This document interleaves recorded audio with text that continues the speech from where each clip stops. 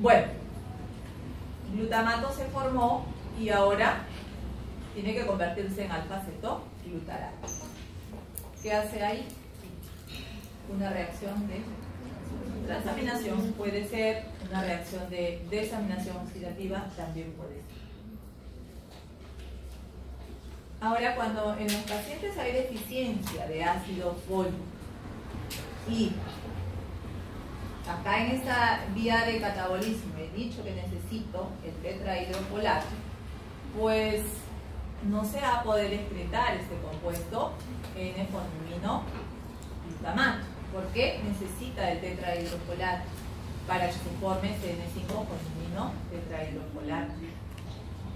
Entonces es una forma para ver que si hay una deficiencia de este ácido fólico es dar suplemento de histidina al paciente, de tal manera que si yo encuentro en este paciente, en su orina, estos compuestos de N-formimino-glutamato, eso quiere decir que no está pudiendo llegar a formar este glutamato por tener una deficiencia de este tetrahidrofolato.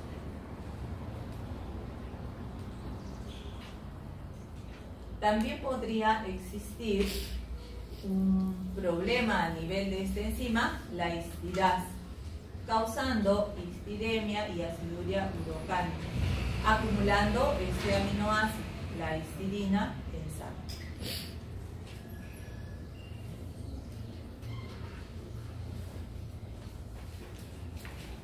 Estos tres aminoácidos van a llegar a formar succinilcolina.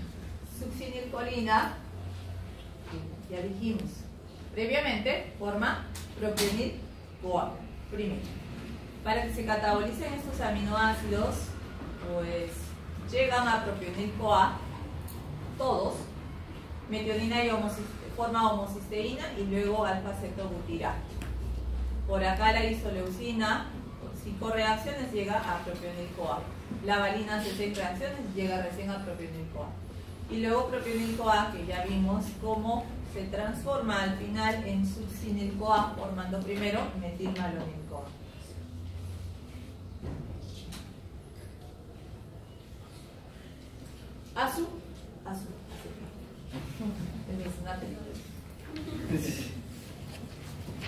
Sí. No se lo van a aprender todo eso, pues, ¿no? No, seguro que no. Pero, ¿qué viene? Claro. No se consigue, porque ahora en líquidos han salido muy bien. Dice que el examen es similar a los anteriores, y yo no sé por qué los anteriores ciclos jalaban. Ahora ustedes han estudiado, por eso han salido bien. Sí, porque si no, porque ya estaban así, ¿no? En los dos anteriores, por eso se han preocupado de estudiar un poco más. Pero el examen en sí siempre ha sido así. O sea, no es que se les haya puesto más fácil. No sé por qué, pero para ese examen. Así que no se confíen para el segundo, que siempre proteínas salen súper aprobadas y resulta que de repente van a salir desaprobadas porque ya se van a confiar. Bueno, ahí, sigamos. ¿Qué pasa acá en el catabolismo de la metionina? Para llegar hasta succinil-CoA, todas estas reacciones que se asustaron va a realizar. Es acá donde les dije que tiene que formar el SAM. ¿Sí? SAM. Vamos a formar SAM. Que ya lo explicamos hace rato, que mi metionina se tiene que unir al eritrosiltrifosfato. Se une a la adenosina nada más. Los 3 grupos fosfatos van a salir. Ese es el SAM. Y el SAM les dije que me ayuda a dar carbonos. Para alguien que necesite. En los glicerofosfolípidos nosotros vimos la participación del SAM. En los fosfatidilcolina entraba 3 grupos metilosalinos. Y entonces, para que ese adenosilmetionina se convierta en ese adenosil homocisteína, la única diferencia es que ya no tiene ese grupo metilo. Eso quiere decir que alguien ya lo aceptó. Acá va a haber un aceptor de grupos metilos, acepta ese grupo metilo y la estructura ya queda como S-adenosil homocisteína. Luego la S-adenosilo-homocisteína se convierte en homocisteína. Quiere decir que va a sacar esa adenosina, va a salir. Está saliendo la adenosina y se convierte en homocisteína. O sea, todo lo que ha hecho, ¿para qué? Para que mi metionina pierda ese grupo metilo, ¿no? Esa es una homocisteína. Ha perdido ese grupo. Bueno, la homocisteína me puede servir también para sintetizar nuevamente metionina. Si hace esta reacción hacia arriba, para que pueda convertirse en metionina, ¿qué necesita? Un grupo metilo acá. Y me va a dar, en este caso, el grupo metilo, un tetrahidrofolato, el N5-metil tetrahidrofolato. Bueno, pero no estamos viendo síntesis porque ese es un tema que viene después, biosíntesis de aminoácidos. Ahora, estamos viendo el catabolismo de esta metionina. Entonces, hemos llegado hasta homocisteína y de homocisteína va a seguir la degradación. Hacia abajo, la homocisteína se tiene que convertir en cistationina. Para que se convierta en cistationina, yo necesito de un aminoácido, una molécula de serina. ¿Nos acordamos? Les dije que la serina tenía un radical que era CH2OH. Mencioné glicina, se tiene que convertir a serina. La glicina tiene un H y la serina tiene CH2OH. Entonces acá la serina, pues con ese radical CH2OH se tiene que unir acá a este azufre. Pero, ¿qué se ha unido? Solamente su CH2. El OH ya no está. ¿Sí? Tiene el CH2 de su radical. Todo esto, bueno, se conserva porque es siempre un aminoácido, tiene el grupo amino, el grupo carboxilo, su carbono central, su hidrógeno. Pero en este radical que tiene la serina, el grupo OH se está uniendo al hidrógeno que tenía esta homocisteína y se está convirtiendo en una molécula de agua. Ay, perdón, acá está. En una molécula de agua. Está saliendo una molécula de agua. Esta molécula es la cistationina. Y la cistationina, con una alianza, va a desdoblarse en dos compuestos, alfa-cetobutirato y cisteína. ¿Qué está pasando? Se ha roto acá este enlace.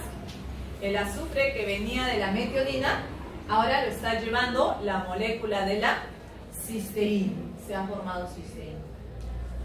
Y lo que me está quedando, en negrito, está por acá, ha liberado este amonio, ha salido como amoníaco, este grupo amino, perdón, como amoníaco, y este carbono se está oxidando a una acetona. Este es el alfa-cetobutirato. Y alfa-cetobutirato, nosotros en la beta oxidación hemos visto este compuesto. Que para que alfa-cetobutirato se convierta en propionil-CoA, necesitamos de esta alfa-cetoácido deshidrogenasa. Necesitamos de una coenzima A. Va a salir este grupo carboxilo como CO2 y ahí es donde se une a la coenzima A. Y ese es mi propionil-CoA. Y propionil-CoA forma metilmalonil-CoA de L y luego succinil-CoA. ¿Ya se aburrieron?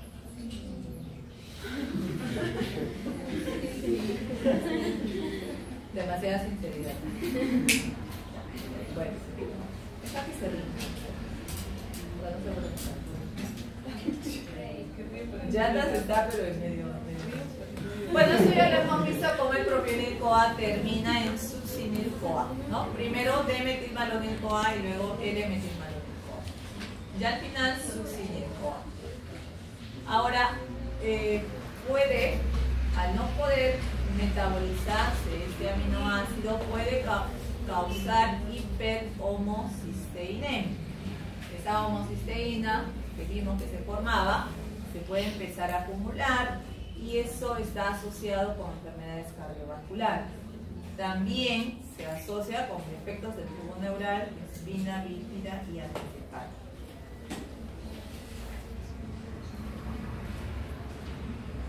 Estos dos aminoácidos, bueno, en realidad, Sí, vamos a ver en este momento dos, pero son tres los que hacen vías similares.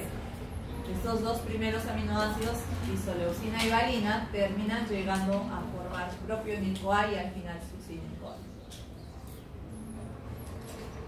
Las reacciones que hacen son las mismas, las tres primeras son las mismas, pero luego ya van a diferir. ¿Qué hacen primero? Tengo acá mi aminoácido, que en realidad está denotado como R1 y R2, que es R1, si es un grupo metil, y el R2 es un grupo etil, será mi isoleucina. Si los R's, ambos R's son grupo metil, será valina. Vamos a ver de estos dos primero, isoleucina y valina.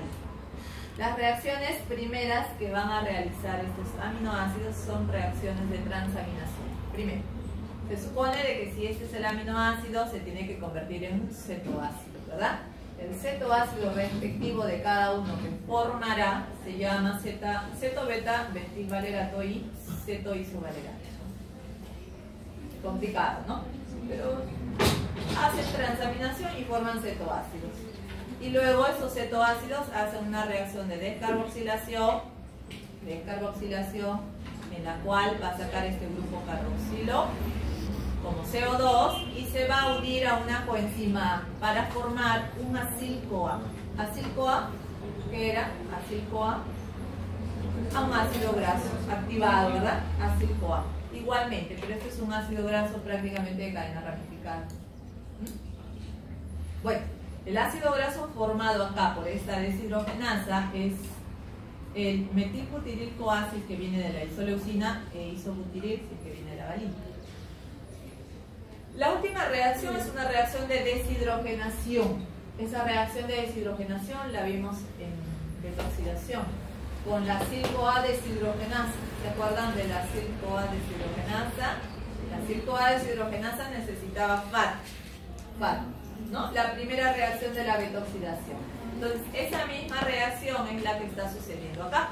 Con este acil-CoA y ayuda de la acil-CoA deshidrogenasa se forma este doble enlace. Esa es la primera reacción que se forma entre carbono 2 y 3. Igual acá se forma un doble enlace también, pero en este caso se va a llamar metilacrilil-CoA, que viene de la valina, y ticlil-CoA, que viene de la isoleucina. Ahora, las reacciones acá ya son distintas para ambos aminoácidos. No están descritas esas reacciones, pero se sabe que al final va a llegar a propionil-CoA, la isoleucina y la valina también. Pero la isoleucina además libera una molécula de acetil-CoA.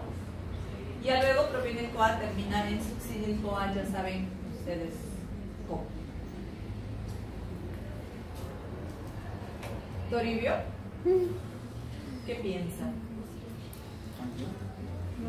Sí. Toribio, la isoleucina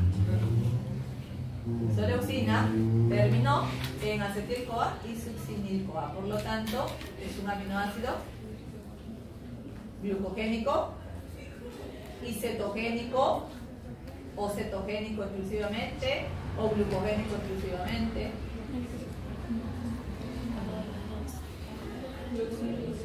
Glucogénico y cetogénico, ¿verdad? Ambas vías básicas. Cetogénico porque ha liberado acetil-CoA. Glucogénico porque ha liberado succinil-CoA. En cambio, la valina solamente es glucogénico porque solamente libera succinil-CoA. Bueno, acá hay también un problema de enzima. Y la enzima que puede estar deficiente es a nivel de la deshidrogenasa de los cetoácidos de cadena ramificada. Estos cetoácidos, cuando se convertían en acil-CoA, necesitaban, dijimos, una deshidrogenasa. Entonces, esa deshidrogenasa, al estar deficiente, va a causar esta enfermedad. La enfermedad de la orina en jarabe de arce se llama así. ¿Por qué? El sabor de su orina, dice. El olor de la orina es característico. Sí me dijo sabor, ¿verdad? Tiene un aroma característico al jarabe de arce. Bueno, y dice que a menos que se trate rápidamente con dietas pobres en aminoácidos de cadena ramificada, pues, como les dije, estos son aminoácidos de cadena ramificada, la enfermedad es rápidamente mortal. Entonces hay que restringir estos aminoácidos de cadena, porque no se van a poder catabolizar.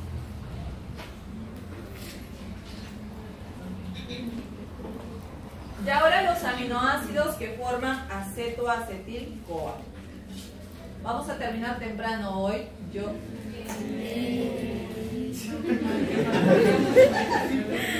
Deberíamos avanzar.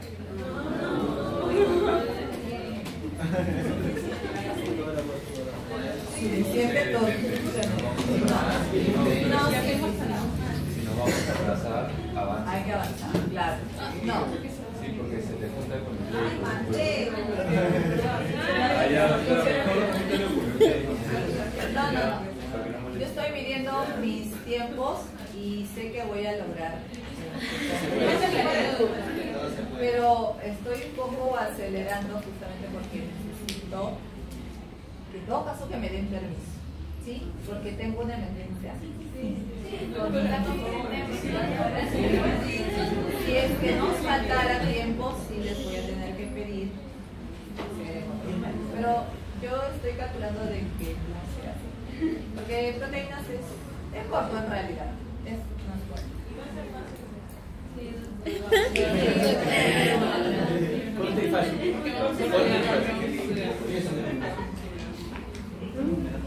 Sí, claro. Ya. Bueno. Vamos a ver este grupo de aminoácidos que terminan formando acetoacetil-CoA y o acetil-CoA también. Estos aminoácidos son lisina, triptófano, fenilalanina y tirosina.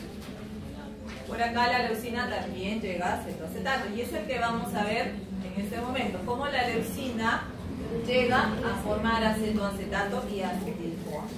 Como les dije hace rato, las mismas reacciones van a realizar que estos dos aminoácidos que vimos hace un momento.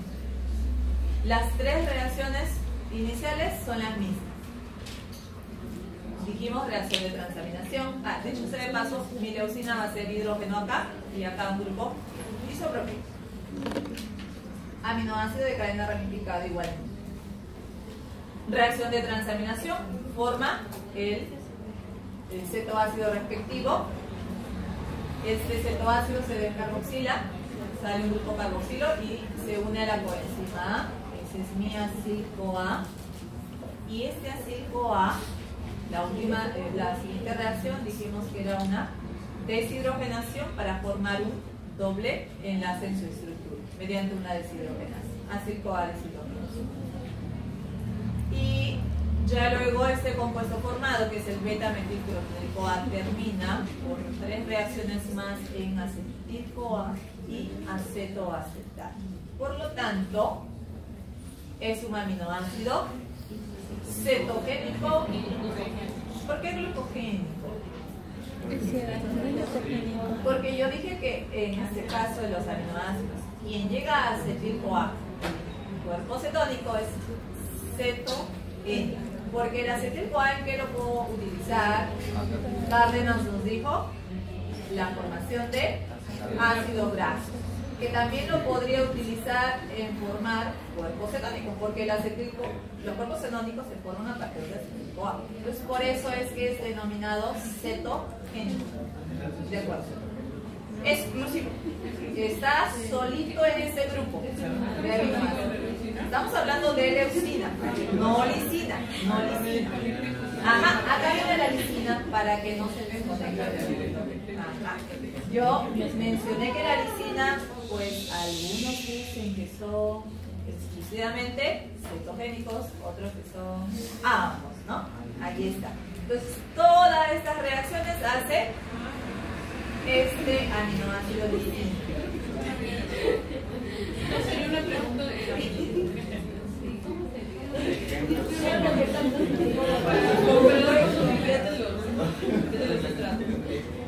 Dígame, ¿qué va a preguntar? Pero un ejemplo. Siempre les digo, lo más recetado.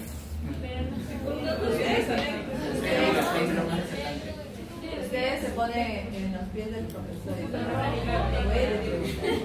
Así nos ponemos cuando somos alumnos. Seguro que pregunta él. Eso sí.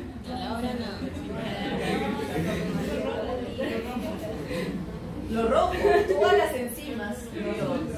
Las enzimas más importantes que causan deficiencias, obviamente eso tienen que conocer. No les voy a decir a ustedes que son alumnos preciados. Ya, sigamos. En la primera reacción del catabolismo de esa lisina, forma este compuesto que se llama sacaropina.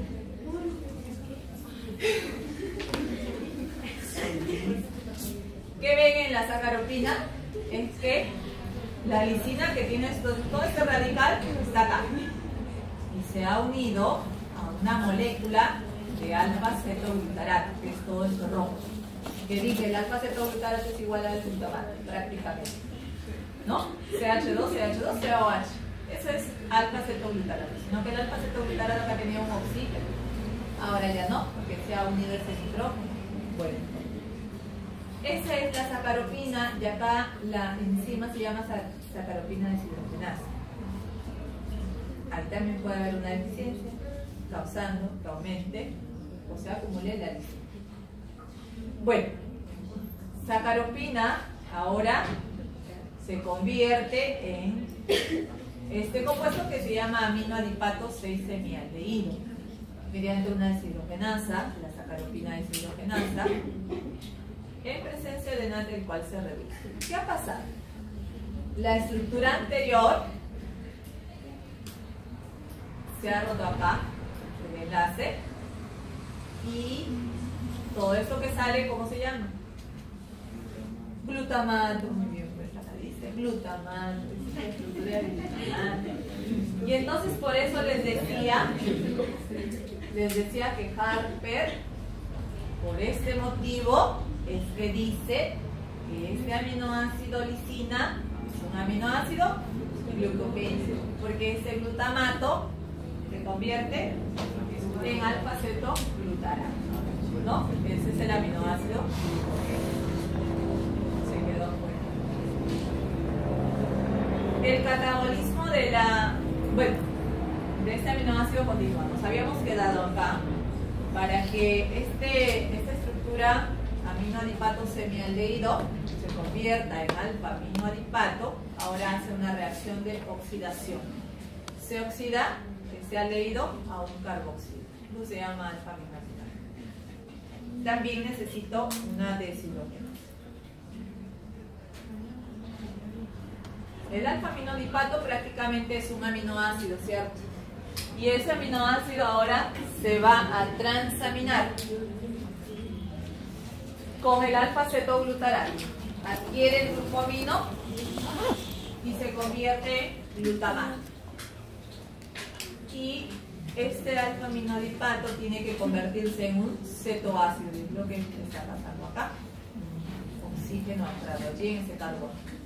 Este es el cetoadipato. Este alfa-cetoadipato ahora va a convertirse en glutaril-CoA. Para que se convierta en glutaril-CoA, prácticamente ha salido su grupo carboxilo como CO2. Acá entra la coenzima A y se forma ese glutaril-CoA. Una deshidrogenasa también allí.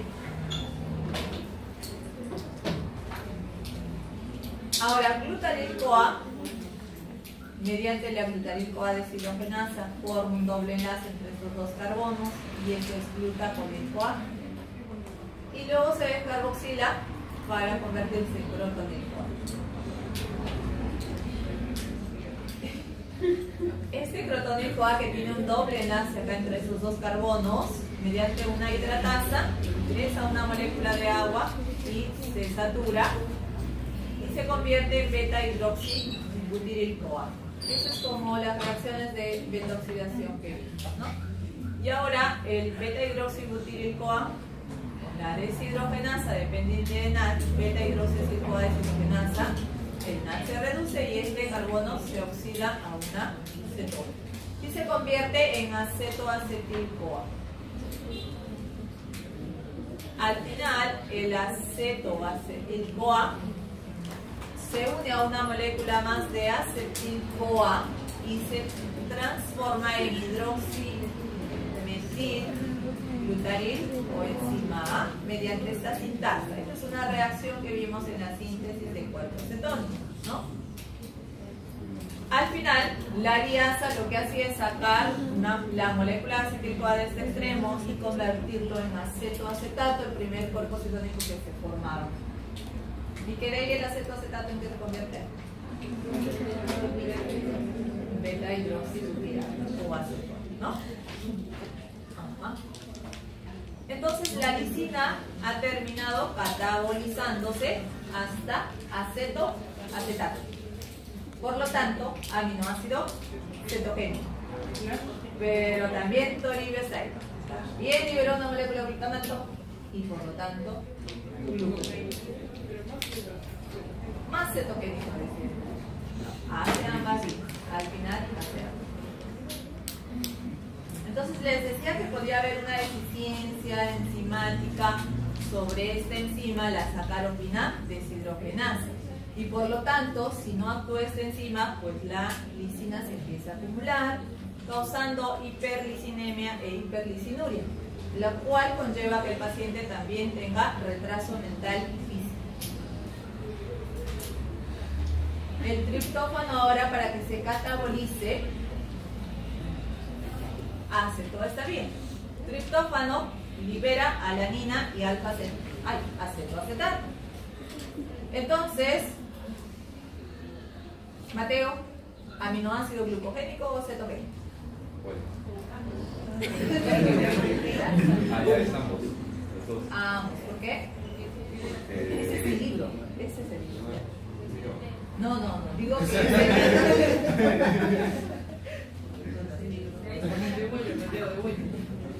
Ya pues, no sé, parece mucho. No sé de dónde lo han sacado, ¿no? No está bien. Es algo porque, o sea, la alanina después se va a convertir en piruvato. Claro, la alanina se convierte en piruvato, entonces allí digo que es un aminoácido glucogénico y acetoacetato glucogénico. Cetogénico. Ya.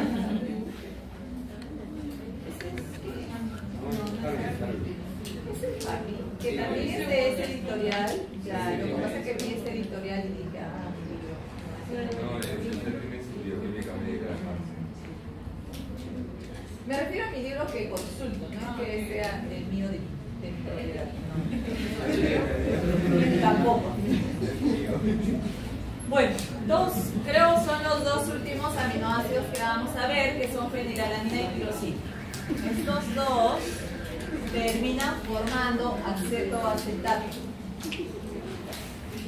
Y empezamos con la tirosina. La tirosina, cuando se degrada, llega a transformarse a fumarato y acetil-CoA.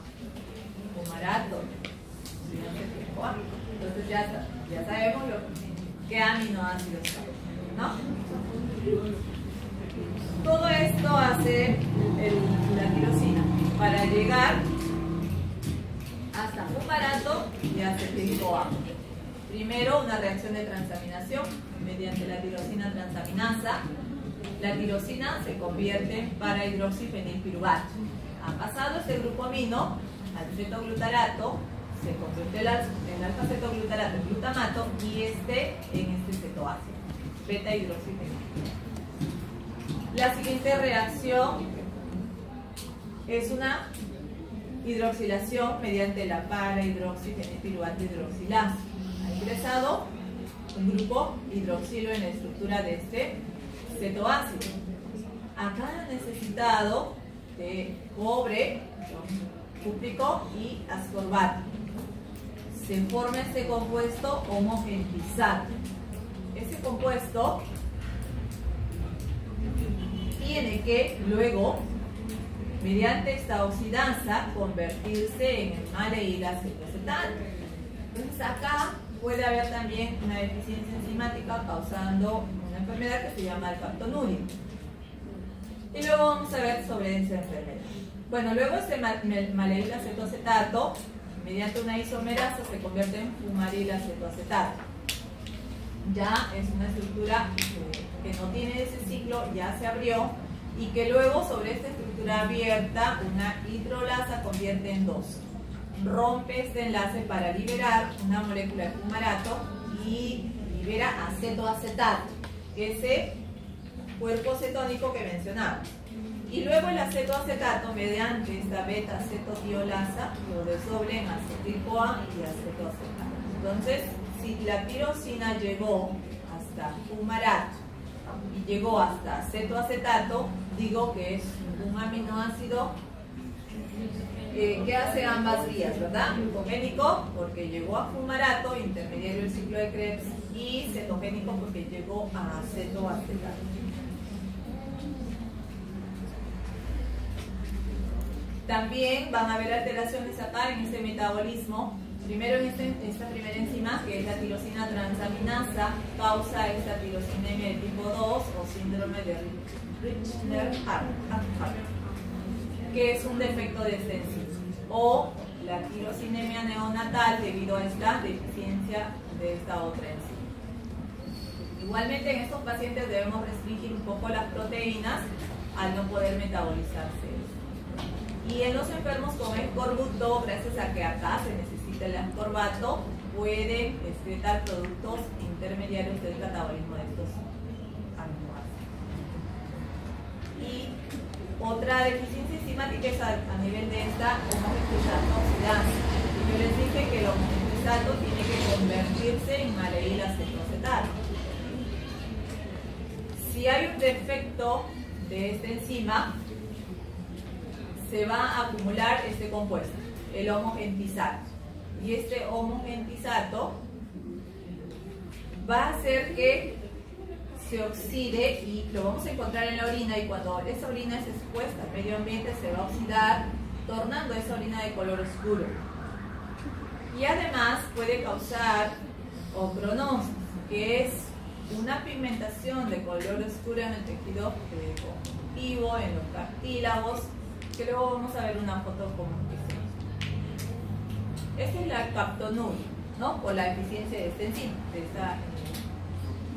enzima que, dicho sea de paso, pues la tirosina al catabolizarse, hemos visto todo este catabolismo en la tirosina, forma este homogentizato y luego se tiene que convertir en maleilacetoacetato.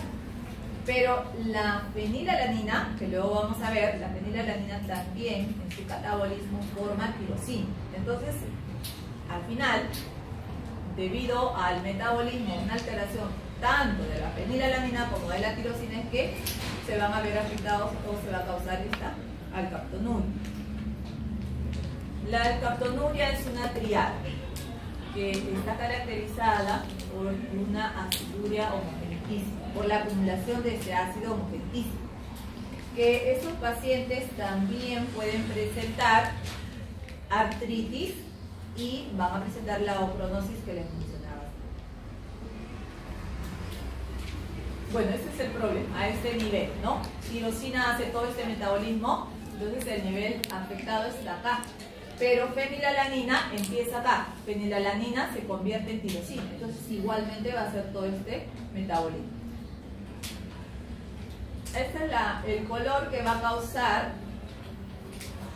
en la orina por la acumulación de este pigmento, al oxidarse cuando es expuesta al medio ambiente.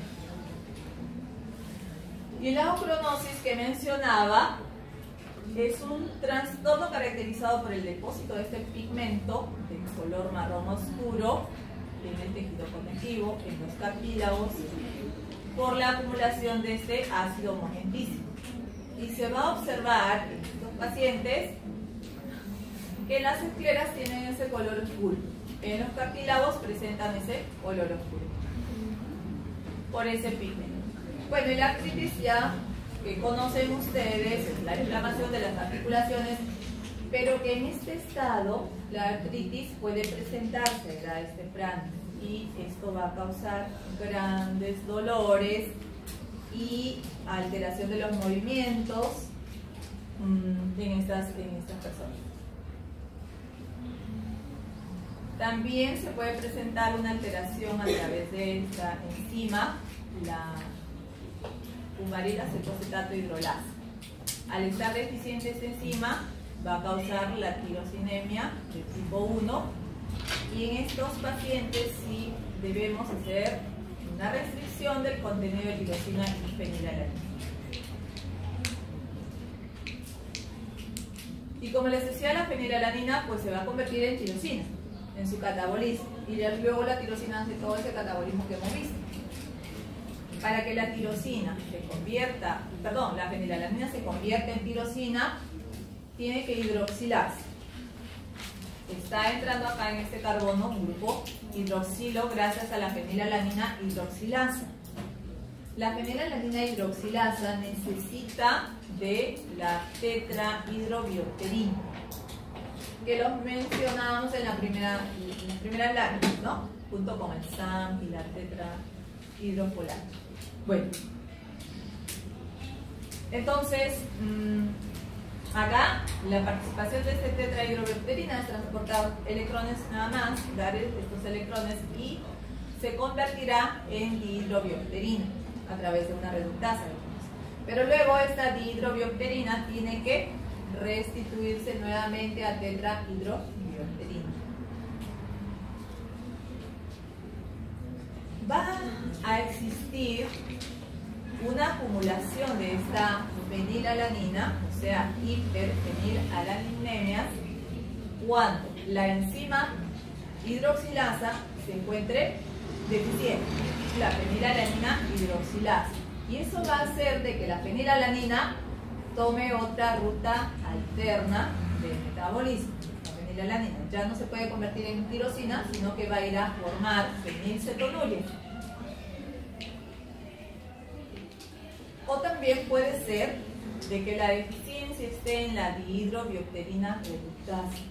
Entonces la dihidrobiopterina reductasa no se va, la tetrahidrobiopterina no se va a poder convertir en dihidrobiopterina. Entonces acá causa la hiperfenilalinemia de tipo 2 y 3. Y o también puede ser en la biosíntesis de la dihidrobiopterina, y esta es la de tipo 4 y 5.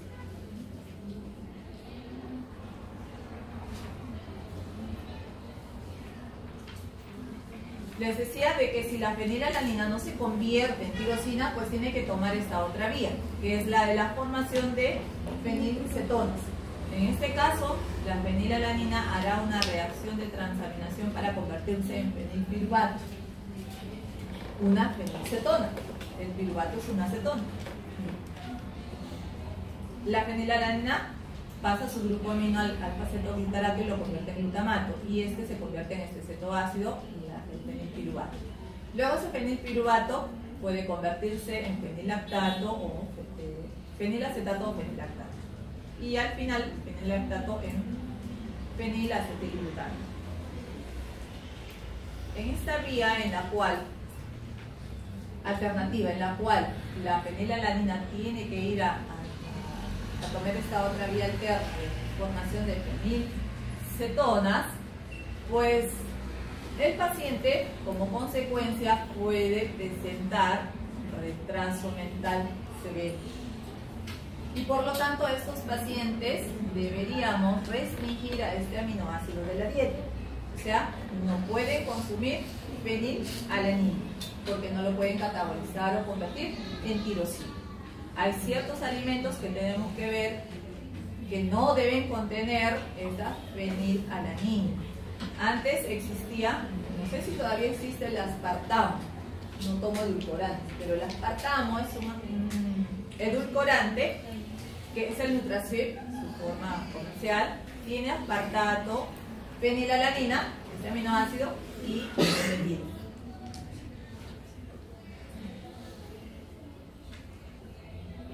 Bueno, hemos visto fenilalanina que se convierte en tirosina, y la tirosina se degradó hasta fumarato y acetocetato. La tirosina es importante también porque de este aminoácido yo voy a ir a convertirlo en dopa para que se formen las melaninas, para que se forme la dopamina, para que se forme noradrenalina, adrenalina, y eso lo vamos a ver en una clase más adelante. Y la fenilalanina, que debería convertirse en tirosina, si es que no lo puede hacer, va a ir a formar estas fenilcetonas. Ya no hay más.